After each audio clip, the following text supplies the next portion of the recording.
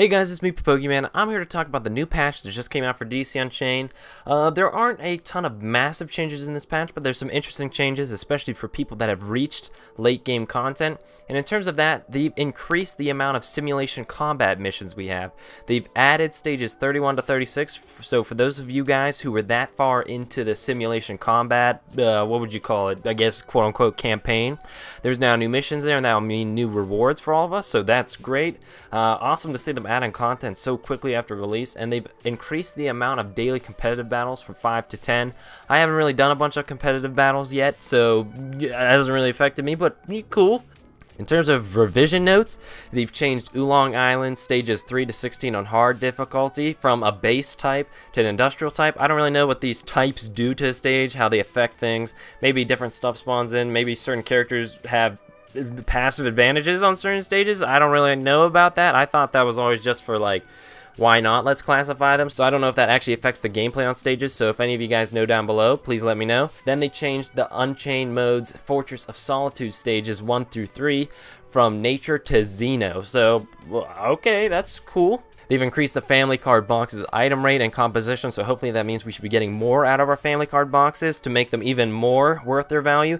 I think in terms of buying them for the gold in the game, they're not too bad, but I would not be spending crystals on them with what they drop. And then they've expanded the item composition of Valorium boxes, which I believe will mean we should be able to get more types of Valorium out of the boxes, so that's always cool. In terms of balance changes, now all characters will be immune to stun and freezes during super armor, so that's cool. Super armor are even more useful now. And so you might be like, well, that's probably going to hurt Superman because he can't freeze people now if they're in super armor. Well, also, his freeze breath got nerfed. Now when he freezes someone, they're only frozen for 3 seconds instead of 7 seconds. So poor Superman, he might not be as top tier as he was beforehand. So if you're using Superman in competitive or normal PvP or really anything, just keep that in mind. His freeze doesn't last as long. Overall, I think this is a good balance change. Superman was a little crazy, so nice to see them balancing characters so quickly. They're looking into adding skin-specific passive skills. I think that could be really cool. I'd say the biggest thing to pull from this patch is Superman got nerfed, and then there's new simulation combat stages. Those are the big things to keep in mind.